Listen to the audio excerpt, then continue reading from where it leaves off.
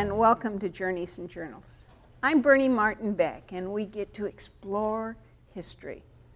That's what journaling is all about. And some of it's written down, and today's guest has written, we've got the whole book. But Robert's story comes from you. And them. And them. But primarily me. Please introduce yourselves, and we'll get right into the story about Robert. I'm Linda May. This is my mother, Eleanor Ann, and my daughter, Amberly Ann. Now we've met the whole family. The story you're here to tell me about is how you all came to God's country, huh? Oh, well, yeah, that started a lot of years ago, actually. I met Robert online, the infamous AOL. I think I told you about that, right? That was fun. Anyhow, we met. He was in Southern California. Decided that we would start spending a lot of time together. And there was no way in the world I was going to live in Southern California. I had said that all my life, and I saw no reason to change my view of that. 4 years in Southern California, I decided we were getting out. So we started touring, and we went to Arizona, we went to Washington, we went through here, Nevada, Idaho, and we either couldn't find what we were looking for or couldn't find what we could afford in what we were looking for, and that was back, we spent 3 summers doing that, actually, in the 90s.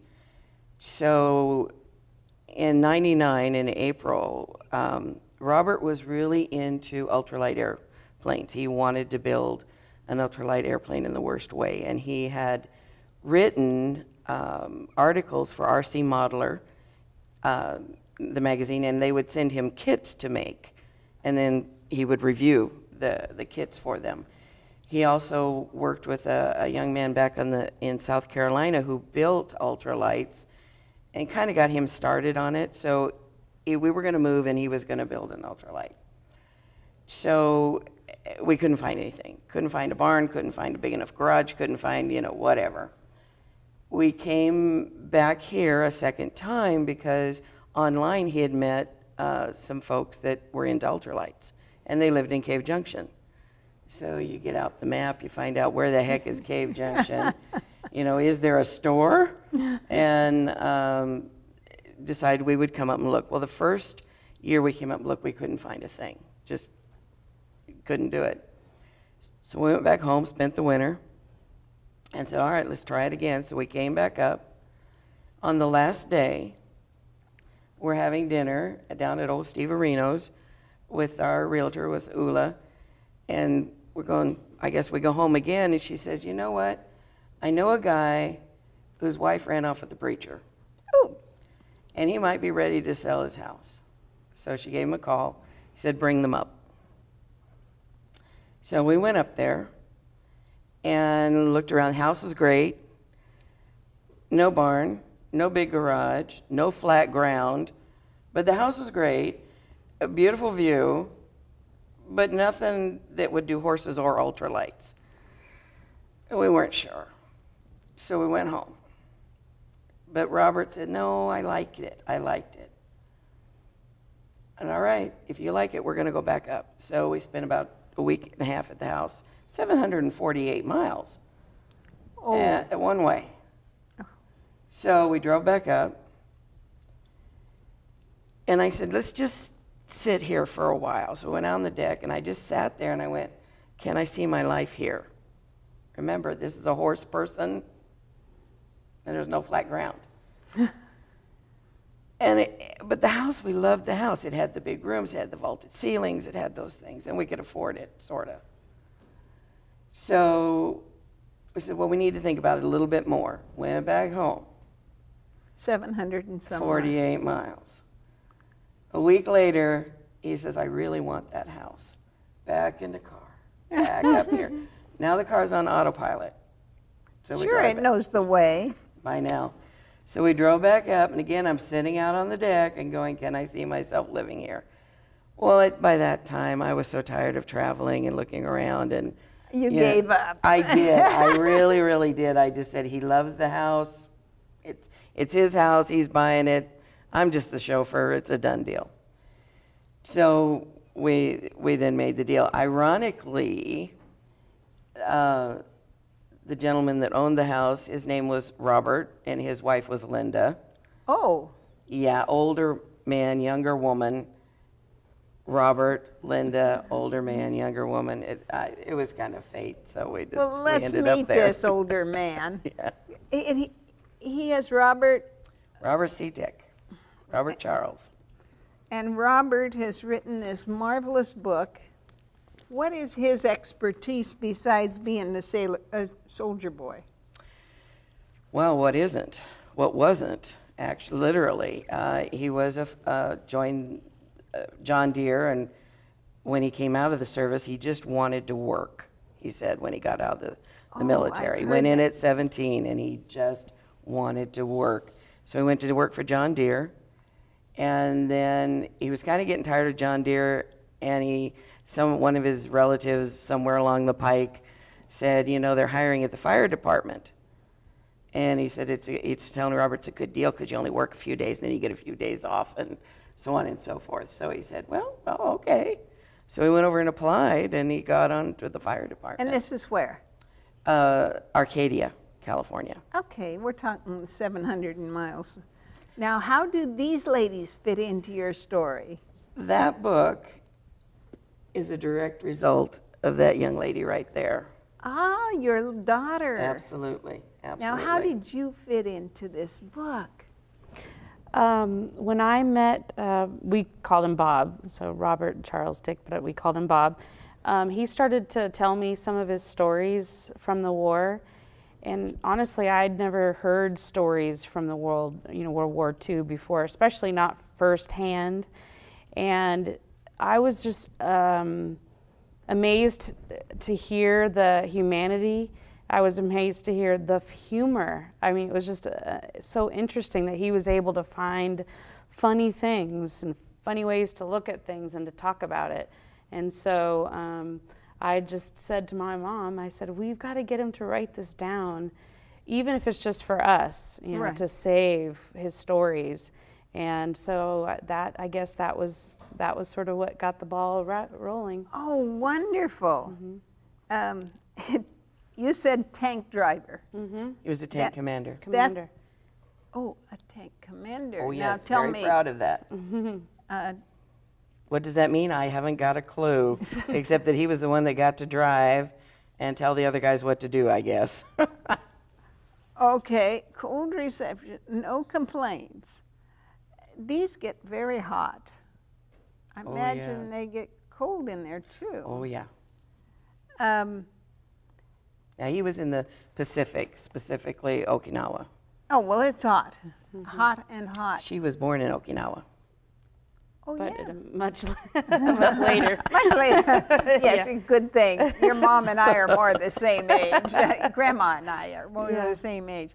By the way, we welcome you here to Better Life Television. You have memories of World War II that fit right in with this. Where were you when World War II was on? I was in California, And Modesto. in Modesto, California. And Yeah. what do you remember of the war? Everything. We had The rationing of food? foods and toothpaste and just shoes. No nylon stockings. huh? No nylons. Was food scarce?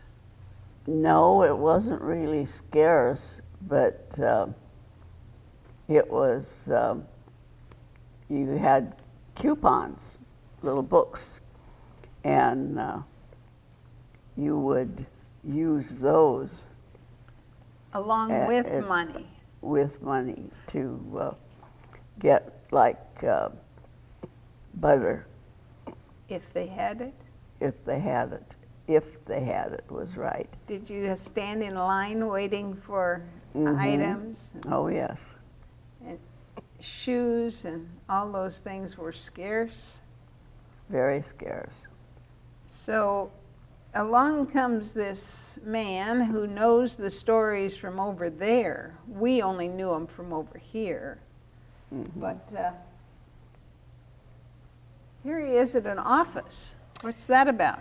Well, that's when he got hired on to the fire department. He actually worked his way up to chief. Oh, and where? Arcadia. Okay. Now, this picture is very familiar. Voila. And he drew this? He painted that, yes. Quite the artist. And you have others like Oh, yeah, this? I have. There's probably over 100 paintings at the house. He decided that I needed to learn how to paint, and I don't draw stickmen. Okay. But he said that I could learn because there was this great thing called Impressionism, and all I had to do was make the impression of what it was supposed to be. And so he started me painting, and it was awesome. But yeah, he was an incredible artist. And you didn't bring all of them because No. how big is the one? Well, the biggest, there's a series of 5 of these, what he called self-portraits, and there's 3 that are clowns. One is the magician, and then another one is, we call him Charlie the Bandito. And this is one of the smaller ones. So that's how you happened to bring the smaller one. The story for this tank, is this something like he would have been the That command- is the replica of the tank. and the number 60 That here? was his tank. That was his tank. Can't you imagine putting this together from a little kit of plastic things that you had to break Oh, apart? he was really good with his hands. Oh, I've got some sailing boats at home that he put together, ships, sorry, Robert, ships. With even the dinghies. I'm sorry, sweetie, but there's a picture there on the floor. And I won't step on it, but here's another picture that is just, somebody went to some trouble to, this is called a shadow box? Yes. And what do you, Well, these are some of his medals. He was put in for a Silver Star. Bird Eye, as he called him, his lieutenant. When the man was down, Robert said, "We need to get him in," and the lieutenant said, "No, leave him, he's gone." And over the comm, Robert said, "Listen, Bird Eye, I'm going after this guy." And so when the commendation came through for a Silver Star, Bird Eye knocked it down to a Bronze Star. oh, okay. And this is the dog tag. I Yes, guess a lot of yes. our viewing audience will remember that. You brought other pictures now. Who did this beautiful? did. He did that. Yes. And you still treasures. This is a fun sketch. The great thing about this particular sketch is when he wrote this book, we started getting wonderful letters and requests for autographs from families that said they learned more about their fathers through his book than they ever knew because their fathers never talked about it. This particular family wanted 8 copies for all the family that was still living and the grandchildren, and so they would all have a copy because this particular gentleman, Anderson, is featured in his book. So during the war, he drew this photo, this cartoon of Anderson, Nick, yeah. and they found it. So she sent it to me. And in the letter, she says, "It's so nice to be able to know more about the artist that drew that." Oh. Anderson was the one that when they would bring their tanks in and circle them up, at the end, Robert said the first night they did that, Anderson got out and he's looking around, and Robert's going, "What's the problem?" He goes, "They're not square to the world." He says, "Anderson, it's a circle." It's a circle. Now, are you talking about these guys? Yeah, they're in there. Oh, my. Can I help you? Yes, I'll need some help. Maybe all 3 of us, 4 of us. What do we got? Well, I don't really know. He never really told me except that this was his company, Charlie Company. And so all of the tanks had to have some word name that started with a C Okay. in their deals. And this is the guys. That's what it looked like back then. And tents and all, I guess. And he was as proud of this as you Oh, were. yeah, absolutely. As you But were. in a very quiet way. Robert was just a gifted storyteller. So I'd heard these stories forever, and I think one of the greatest things, how vivid these memories are for these gentlemen, is that when we got up here, one of the guys that's in the book, Couch, his name is Eldon Davenport. He's passed away before Robert. But so Robert nicknamed everybody in the company. They had some kind of a nickname. And so Davenport was called Couch. And he was called Couch till the day he died. It just stuck. So we're waiting. We had moved up here, and he found Couch in the phone book, called him up, made arrangements to meet out at Lowe's. So we're sitting in the car waiting for him and this car pulls up. Robert's on this side of me. The car's over here. Robert looks across and goes, Couch gets out, and he's a big smile, and Robert looks over and goes, Couch, when'd you get so darn old? In his mind, he was still a young man. And it was just like, and Couch says, have you looked in the mirror lately, Dick? They call him BD mostly. Oh, honey, you got that to look forward to. You're young and beautiful, and you know, I look in the mirror and I don't see a 72-year-old woman. Oh, I don't even look. I'm not, I have the most, I'm gifted at looking in the mirror and not see what's there. Not a problem. This picture just tickled me. There was a gentleman in Southern California that did these cartoons. And Robert was always trying to do a cartoon and submit it to him to see if he would use it. And I'm not sure if it's in this group or not, but there's a couple of them that the gentleman put them notes back. A very well-known cartoonist, can't think of his name, sorry, I'm not good at that, wrote it back and said, you've almost got it. You're almost there, keep trying. Well, this says it's the North Pole, and the line over here is priceless. You want to share what it says? I'd have to read it. According to the map, our camp is due east, but every direction from here is south. And I'm going, yeah, you know, what else is new? Robert was a little kid where? He was born in Fort Worth, Texas, or Dallas? That was Fort Worth. Fort Worth. I think. And you know so much about him because of your interest in history. Is that right? Mm-hmm. Well, and him. He's the greatest man I've ever known. Absolutely. Isn't that neat? And people out in the Illinois Valley will remember him. Lord, I hope so. The picture over here, who did that one? Robert. So he was good at up close and personal. Oh, he was line drawing, architectural drawings, landscapes, you name it. If he saw it, he could draw it. Well, now, did he talk much about his invention or his fire? I just have this fire training, fire prevention training. Yes, he was This is his thing. That was his duty, was to go to the hospitals and train them how to use the extinguishers at that time and how to evacuate people. And I know one of the stories he was telling me is that he went to an elderly home, and he's looking around, and they're going to do a fire drill, and so the sirens go off, and they're getting the folks out, and he's looking around, and he's going, what about the people that are deaf? Yeah. We hadn't thought of that one. And I think you better think about it. Yes. So he was instrumental, at least in Southern California, in getting the strobe light idea put in, or some kind of a flashing light that could alert those people that couldn't hear.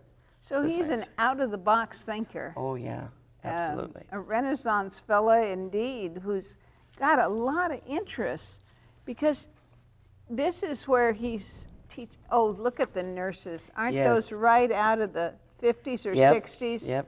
All dressed in white with their starched caps, and he's showing them how to use a fire extinguisher. Mm-hmm.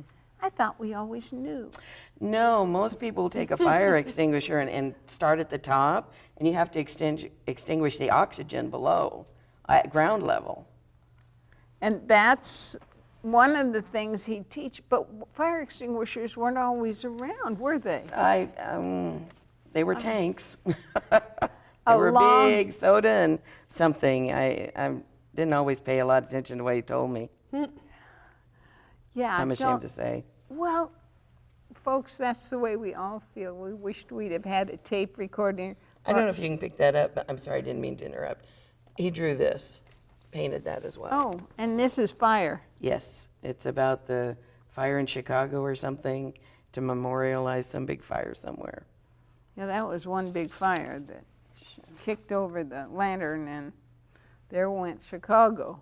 But now, this is one person has made quite a difference, whether it's wartime, because we're here to talk about the olden days, and World War II, honoring the vets. He'd be 90-something now? He was born in 21. Isn't it something? He'd be 90. And one of the local fellas here just decided to move to Southern Oregon, the state of Jefferson, and you know, much of Northern California is the state of Jefferson too.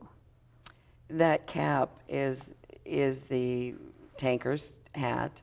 He was online with a bunch of guys that liked to know about World War II and researched, different information. And he had mentioned one time that he wished he still had his helmet from that time. And about 3 weeks later, a box showed up, and the guys online had gotten together and found that helmet.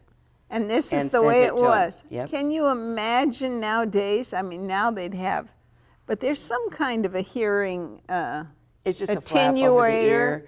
Yeah, it's a little bit of cloth because they actually had little microphone speaker type things because there was a phone on the outside of the tank so that whoever was out on the ground scouting what was going on could radio into the tank guy and the driver and let him know either where to put the guns or to turn or do whatever. And so there was actually the accommodation there on that hat for that microphone speaker, whatever. I'm so glad you told me that story. No readout, no electronic wizardry, computers and all that. No. There was a way it was done before then.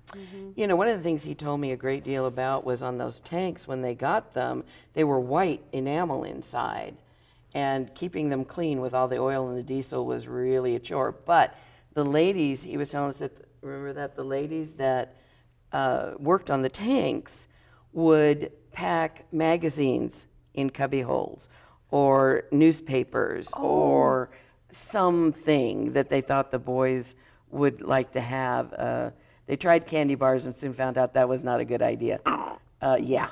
So, Melt into puddles. but he said it was always kind of an adventure to see what was going to come with the newest tank and what the ladies had sent. They were always very grateful to those women. Because women over here supported, whether it was you with your putting the family food on the table, or I was getting along with 2 pairs of shoes. Sometimes I see my 8 pairs of shoes and I think, how did we ever do it? But until they had holes in the bottom, until you got another coupon, you didn't get a new pair of shoes. That's right. You remember that? Oh, yes. I remember her telling me stories of walking the railroad tracks looking for spikes to be able to turn them in for money. Where And was- going through the dumps and looking for stuff. Times were hard. They were hard here. Well, and when you could get money for things, it was very, very helpful. Absolutely. Now, were you raising these children alone, or? No, I had a husband. Yeah, but was he in the war too? No, he was. Yes. Korea, maybe, huh? No, he was World War II. He was a paratrooper in the Yeah. 101st Airborne. Yeah.